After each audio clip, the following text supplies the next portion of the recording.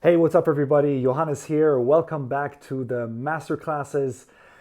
I'm absolutely overwhelmed by the wonderful response I got from you guys. So many comments, so many requests what to do next.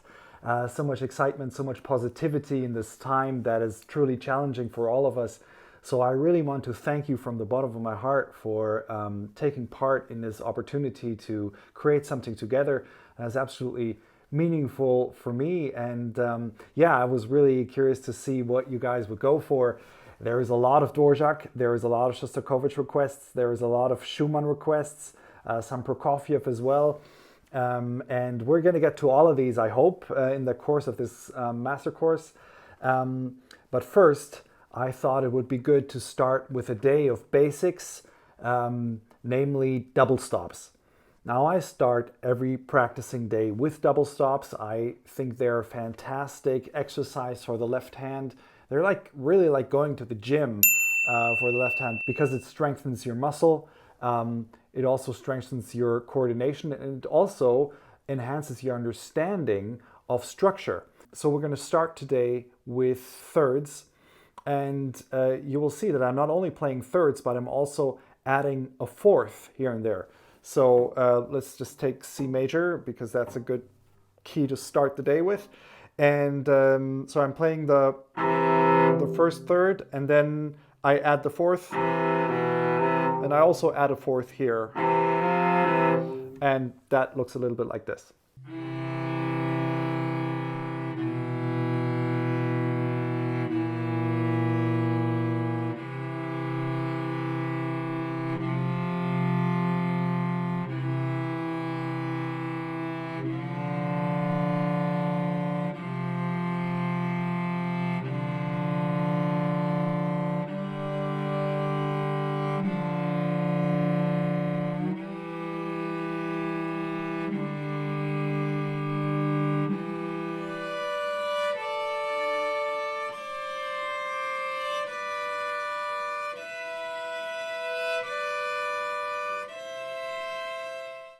Next, we're going to isolate the fourths. What is really important with doing all those exercises is that you keep a really flexible wrist.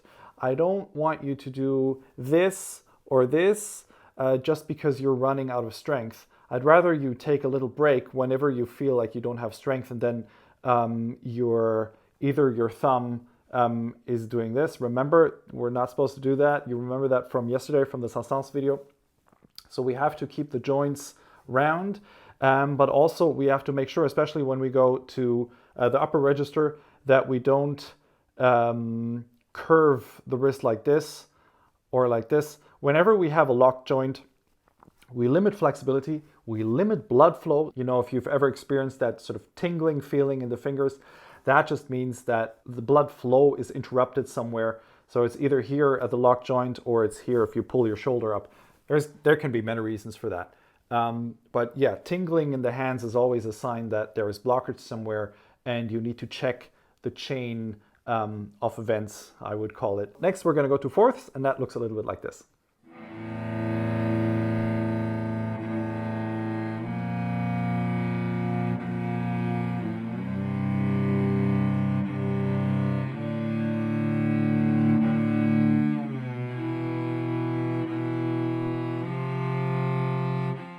Perfect. Now, of course, we cannot leave out fifths. Fifths are really important for us and to train what in French we call barré. I don't know what the term in English is. I expect education from you guys in the comments below. Make sure that when you make the fingers flat, that again, you don't curve any joints to the point where they get absolutely white. That means that there is no blood flow, so that's dangerous.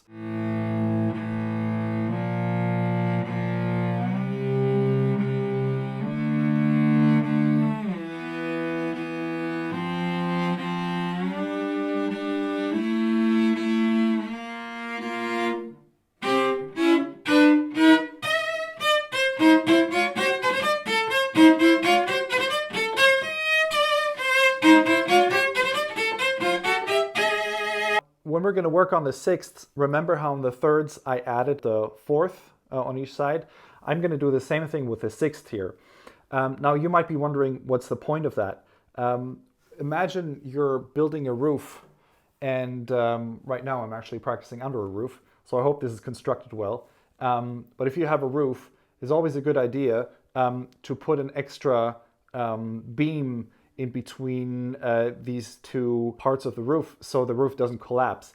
And that's exactly what we do with practicing the extra fourth that we add in the thirds and the sixth, because we add more stability to the hand. Once you've done a whole scale with changing to the fourths, and maybe even to a tritone here and there, then you really feel your hand is having really good exercise. Now, adding the fourth is clear here, and you can also add a tritone. So that's really up to you.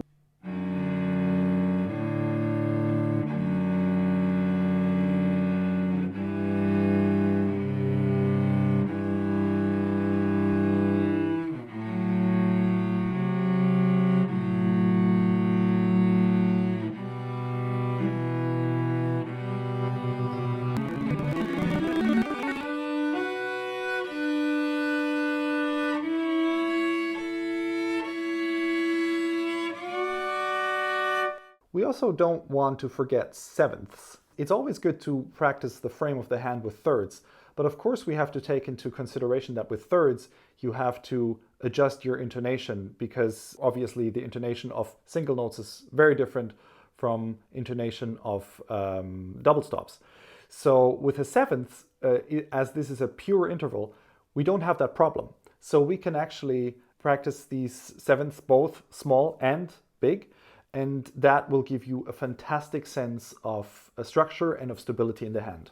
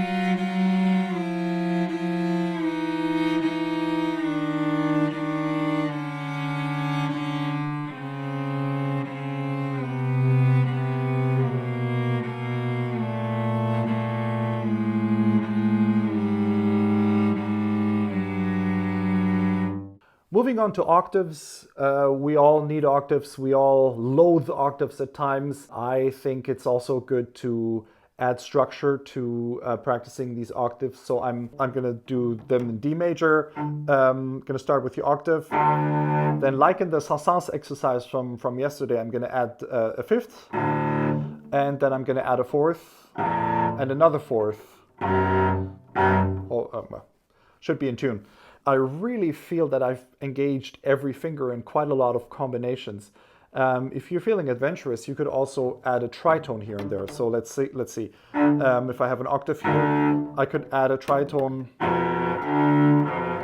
So that would already be quite challenging. So maybe leave that for when you've already exhausted practicing the fifth and the fourths at the tritone, and then you're gonna have master level.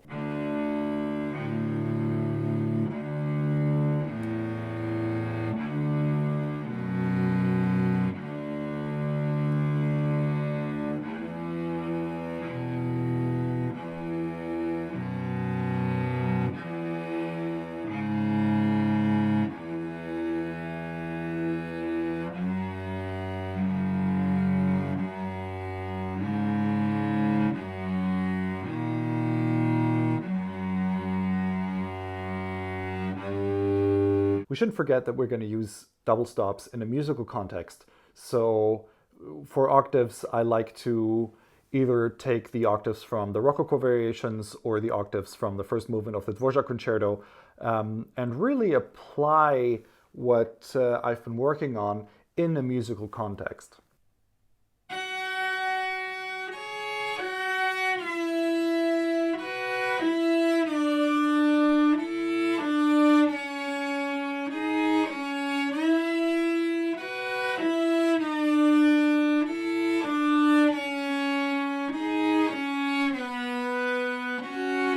A great passage for alternating sixths and thirds is the Walton Cello Concerto, for end of first movement and also end of third movement.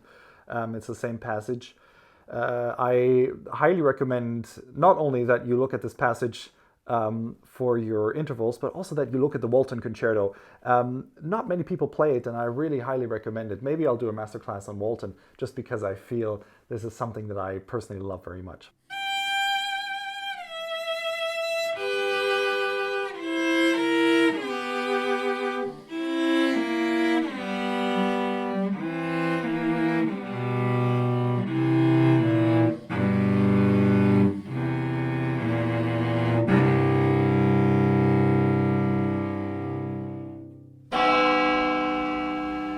And we do have a bonus, indeed. This is going to be seconds. We're going to put the thumb on the A string, and then we're going to put the third finger on the D string. And it sounds a little bit like this.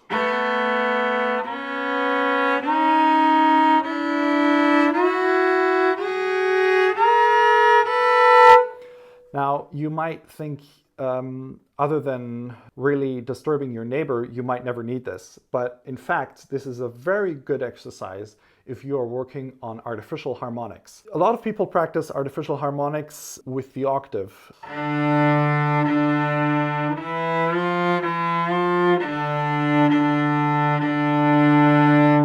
However, the problematic thing is that you are putting the weight between the two strings on the thumb on the D string, whereas later on you will need it on the A string.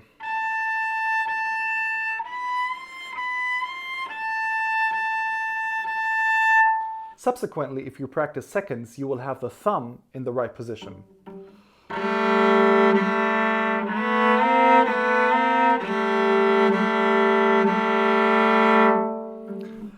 So there you have it. That was our bonus section of the day. I think we're going to keep that feature. That's a lot of fun. We're going to add a little secret sauce every day, a secret spice. I'm really interested to hear what your warm-up routine is. I know that's going to be interesting for all of us, but especially for me, because I'm always looking for ways to spice up this routine and to change things up. And yeah, I'd love to hear from you. Also, if you have any wishes or requests for future masterclasses, leave them in the comments below. And again, thank you so much for being part of this community, and I'll see you tomorrow for the next class. Bye.